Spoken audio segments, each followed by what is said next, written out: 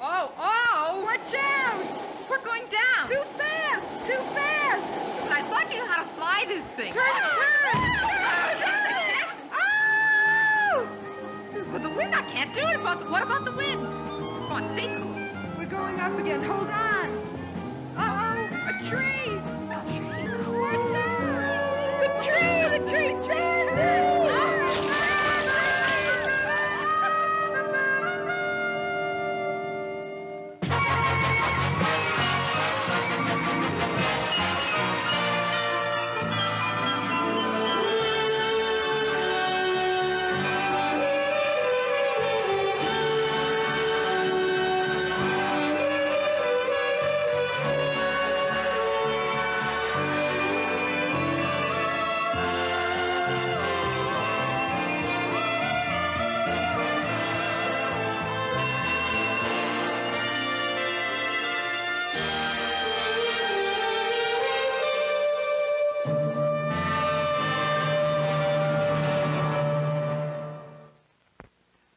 The American Adventure, brought to you by the Jeep Corporation. It takes guts to go where no one else goes. Jeep Guts. If you like to fish, why go where everyone else fishes? Go fishing in a Jeep Commando.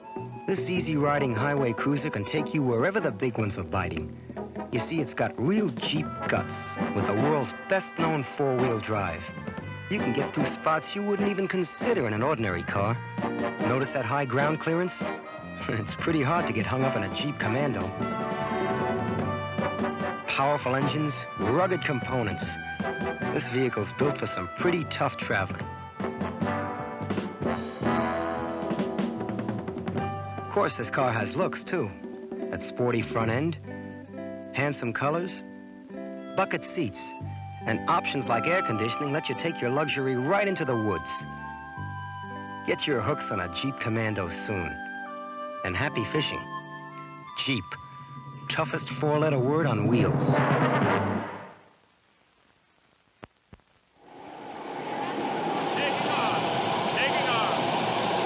off. We have liftoff. The captain compliments the crew. Thank you.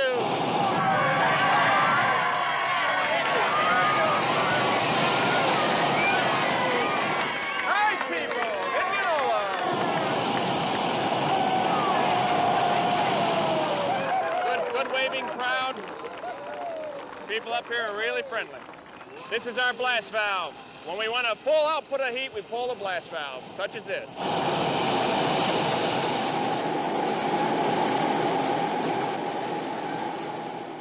Denny Foden here, known in the air as Captain Fog, high above Indianola, Iowa, the friendly city in the Midwest here.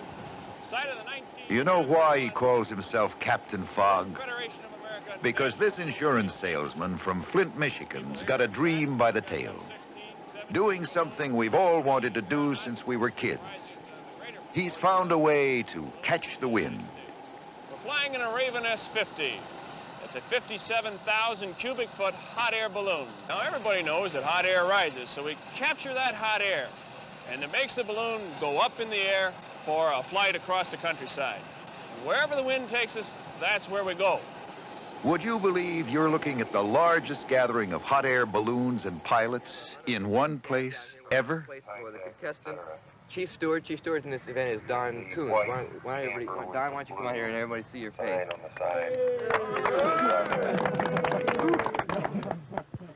American adventurers come to Iowa to race, but not one of your usual races.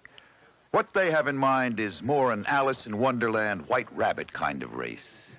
And as always, they approach the thing with the ritual, ceremony, and serious manner that for 200 years has characterized the intrepid balloonist. Just so you, in case you want to read a map while you're up there. Magazines too? Yeah. Otherwise, just look for the X. That's the only thing we could say. Did you know there's still a part of the national character that gets up at 5 in the morning just to take a 2-century-old invention up into the wind? What's the challenge of this 18th century device? Who better to ask than our self-styled Captain Fog, still 2,500 feet up in the air. Ballooning It's kind of a unique experience. You're bitten, much like a disease. Yeah, it's very difficult to describe the tremendous feeling of freedom. I suppose every guy has a little bit of adventure in him. That's why they take to ballooning. But to see a limp mass of nylon transformed into a beautiful spherical shape, and then to be able to control that shape in nature, it's quite a thrill, quite a thrill. You know, I've been flying almost 3 years, and yet I still remember the first time I saw our balloon take off. And what a majestic sight. What a thrill to see that thing actually lift off. And here we are in the 20th century flying a device that was devised in the 1700s by a couple of Frenchmen.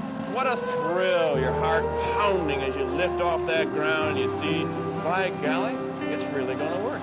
It actually does fly, and we can control it. Okay, when we come in over that field, make sure that you're nice and low over the trees. I'm going to let you land it. Let the balloon get a little bit ahead of you and then catch it. This one or the right. far one? Well, we'll be coming down there. It works. It flies. Nice and low over the trees. And you, me, Girl Secretary Sandy Smith here, anybody with an itch to get up off our Earth can do it.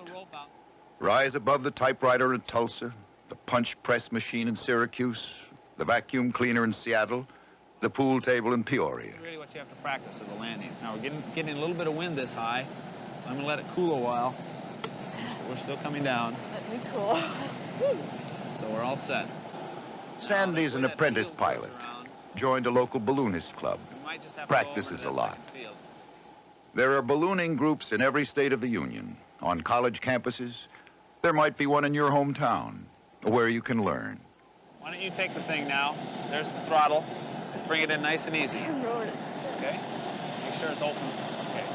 Pull it around any way you want. Just pull it.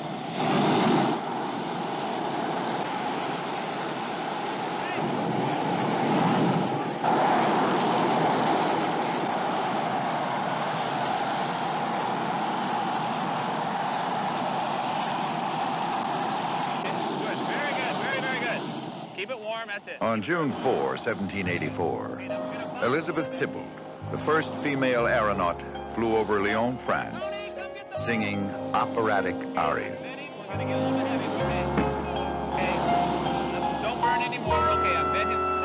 Slow us up. That was a very, very good landing. Miss Tybalt's Montgolfier balloon was called La Gustave, in honor of the King of Sweden, who was waving and singing duets from below. Montgolfier brothers, years ago when they were burning newspapers in their fireplace at home, see, their dad owned a newspaper factory or a paper factory. They'd throw newspapers in there, and when it burned real fast, a few of the whole newspapers would go up the chimney with all this smoke. And they said it was smoke that made the newspapers rise, so they made a smoke balloon. The first balloon that carried man was a Montgolfier balloon, a smoke balloon. But what really happens here... Ballooning seems to wipe out the generation gap, fills it with glee, wonder, makes all ages one age. Of cold air. We use hot air to expand it. That's right. We use the heat. 4 million BTU burner will heat 56,500 cubic feet of air.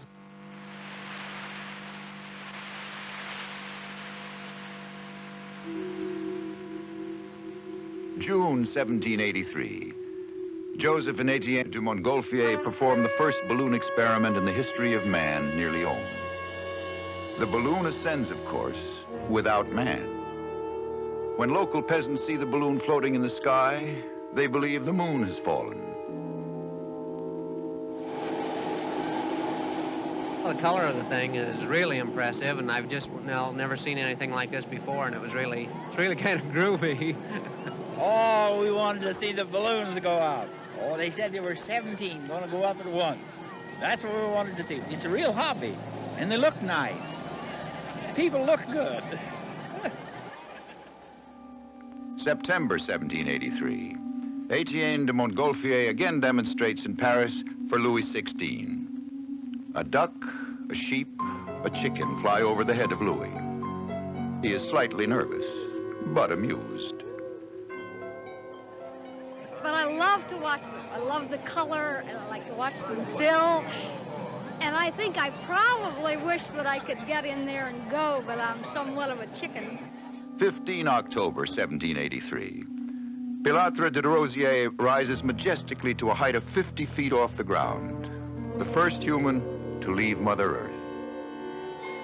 I think maybe you almost think you could go around the world in one of these things. Maybe. You get kind of caught up in it. It was an astounding year, 1783. It began our conquest of the skies.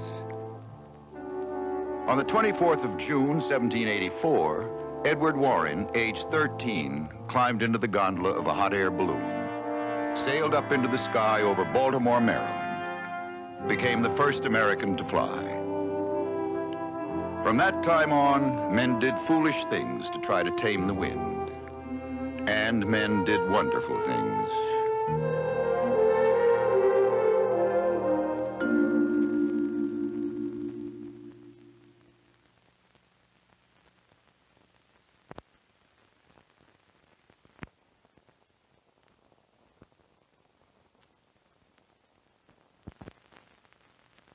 Okay, we're going to bring it down now. What I want done is to let the balloon cool so that the weight of the balloon is more than the lifting power of the hot air on the inside. Staircase it down. Step it down. All right, our Captain Fogg, Dennis Floden, is out practicing for the big balloon race and is about to demonstrate the basic elements of a pinpoint landing. Okay, we want to get over the farmhouse and over that pond and into that field if at all possible so we avoid any crop and any animals. Typical balloon is 70 feet tall with a 50-foot diameter and a lift of 1,210 pounds. Remember, a 7-story balloon can't be coaxed into U-turns or right-angle leapfrog maneuvers. We have a slight lift to rise up over the livestock. Farmers are awful nice, but you don't want to take any chances on scaring their stock. We'll rise up over this little pond, over the trees, and drop into that other field. We sincerely hope. Okay to land in there? Okay.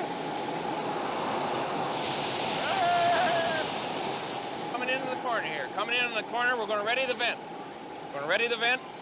We'll go over this old car here and hopefully pop it right in the corner. Notice how the wind changes on our descent here just so slightly. We'll open this vent, our maneuvering vent, and pop us right in this. Oh, that's, oh, gotta abort that. That's crop. Gotta abort that.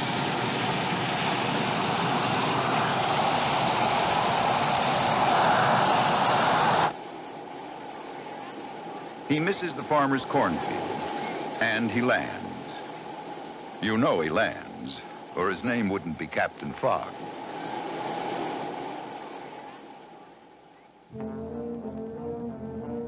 Louis XVI, watching that sheep, duck, and chicken float carefully over his head, called the balloon a beautiful absurdity and said the balloonist was a magnificent rattateur, which, roughly translated, means kook. Well, seems you have to be at least a little in love with lunacy to travel 500 or 2,000 or even 2 miles just to get out here at 5 o'clock on race morning. You have to be bothered by something a little special. I had my first ride last night, so I could tell you my feelings about that. It's a free feeling like you've never had before. You rise and there's no fear involved because it's so exciting, and all you do is, once you're to a certain elevation, you turn your burners off and there's absolutely no sound. You're just drifting, and wherever the wind takes you, I think is what carries a lot of the pilots, you know, into ballooning. Fear is what I got out of it. I was very afraid when I started. And then once I got up, I was a white knuckler for a long time. That's usually just the first flight. I think it's exciting to go off in the sky and the graceful, gentle flying with the winds. And there's no, you just don't know where you're going. You're really borne by the winds where they take you.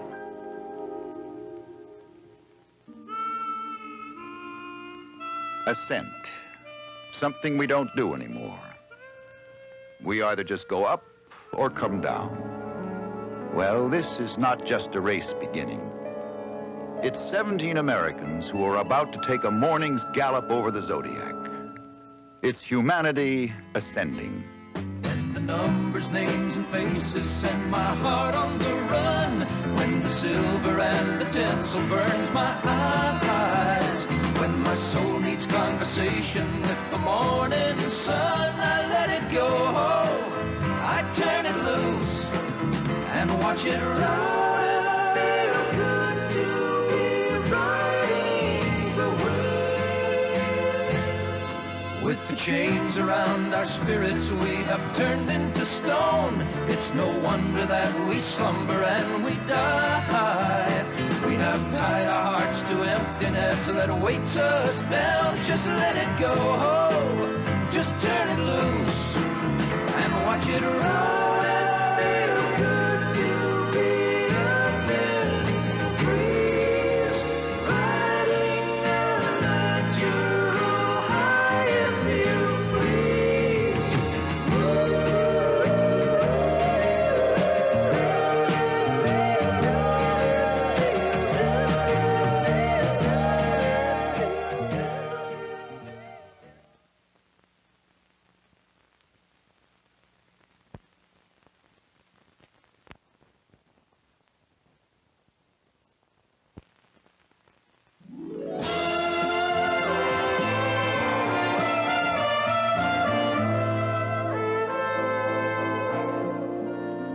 The Great Balloon Race. 17 balloonists who are not racing against time, who are not out to set distance records, who are not even out to win any prizes.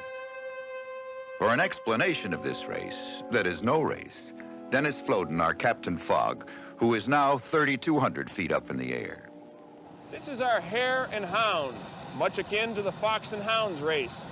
On this race, a lead balloon takes off, and he'll fly anywhere, up, down. If he could, he'd fly sideways. And then the following balloons take off 15, 20 minutes later. They attempt to land the same spot he lands. It's tricky because you never know what the guy's gonna do. A balloon helps you shed the burden of gravity, transforms you from earth-crawling creature into a poet who surveys all creation from your own personal momentary heaven. It's a very unusual type of a hobby for a lot of people, but I think the balloon is a symbol of joy and happiness to those others. This is Bob Walagunda, businessman, balloonist. When people are young, they're creative, and they like to play, and they like to create and invent things, and a balloon to them, once again, adds a dimension, I think, to their life. Adults, it's a thing of disbelief. Children, it's their fantasy world come true.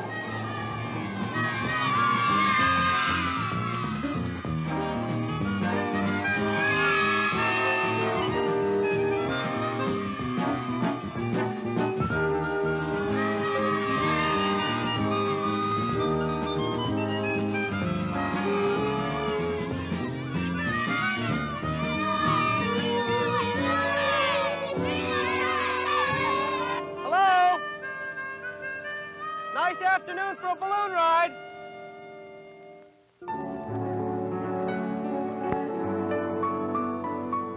You fly either at dawn or dusk, the two times of day when the wind is right, the elements in transition, when the world is young. But ballooning isn't all transcending the daily problems, because you can't stay up there floating forever. Even the best dreamers have to come down to earth, and somebody has to help you get back home. Continue on the road you're on and bear left at any road you come to. Good enough. Well, we usually had to just park the truck and ditch it on the side of the road and run in and hope we can get there in time to help them. Sometimes you ditch your truck and you run in and you keep running thinking it's coming down, and all of a sudden it takes up and you've got to run back to your truck and try and find out where the balloon is again. Always have to wind up going off major roads. And if the farmers are having a nice crop... Pamela is part of the ground crew, the down-to-earth half of ballooning. An old standby in ballooning. It's considered bad luck to travel without champagne.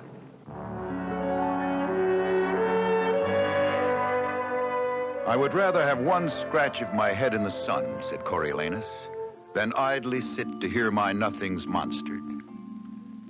Well, Shakespeare notwithstanding, the sun-scratching has to come to an end. Even the gentlest of races has to finish. The balloons have to land.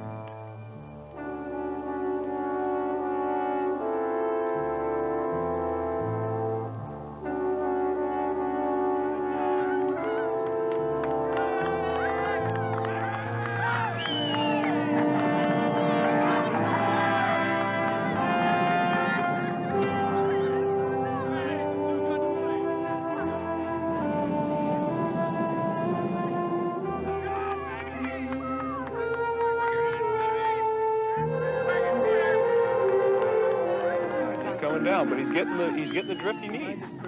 If he can get it down right in here, if he can get it down right in, a little more this way, and then do your. Come on. Oh, get it in here, baby.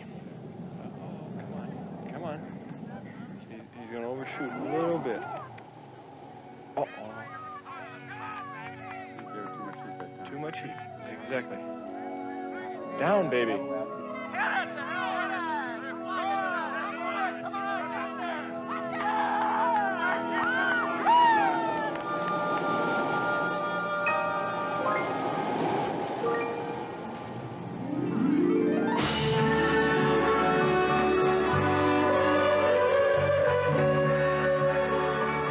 Who won? Does it really matter? For a few hours, 17 people have caught the wind, touched the sky, seen the gray-eyed morn smile on the frowning night, refocused their perspective. Well, most people have never seen the world from on high before, or if they have, it's from a jet airliner.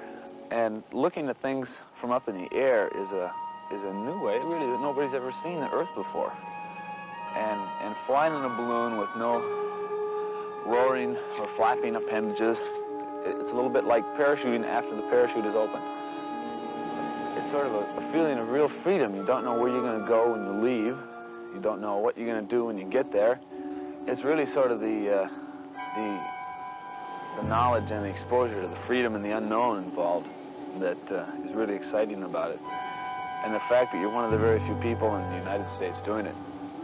It's a huge sandbox below you with all the farms in place and the beautiful green and the highways and the roads, and I think that's why people play with toys, is to get that same kind of feeling, and they really can achieve it in a balloon. It's as though you're in a world of your own.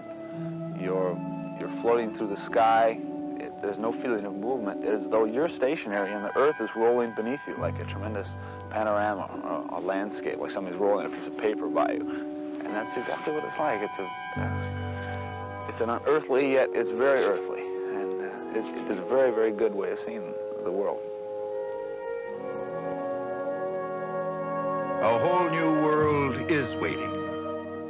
That is, if you care enough to catch the wind. I am Genesis connected.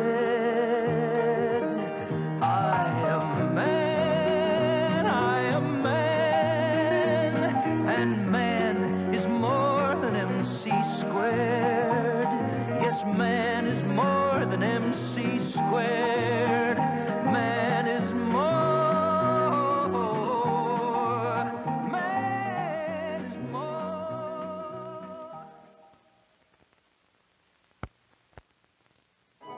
It's hard to appreciate America's natural beauty when you're stuck in a dreary traffic jam. But when you're driving a Jeep Wagoneer, everything changes. Right. You can take your family off the beaten track. Because underneath, this family wagon has real guts. Jeep guts, with the world's most famous four-wheel drive. This gives your Jeep Wagoneer much greater traction, and therefore greater safety than any ordinary family wagon. And this rugged vehicle can take it. Every part is built for demanding service. Inside, your family will find the Jeep Wagoneer downright luxurious. Smart fabrics and colors, optional features like air conditioning. The Jeep Wagoneer, not just another station wagon. It can get you much closer to America the Beautiful. Jeep, toughest four-letter word on wheels. The American Adventure, brought to you by the Jeep Corporation. It takes guts to go where no one else goes. Jeep Guts. For more information on this week's adventure, visit the American Adventure Display Center at your local Jeep dealer. Jeep, the toughest four-letter word on wheels.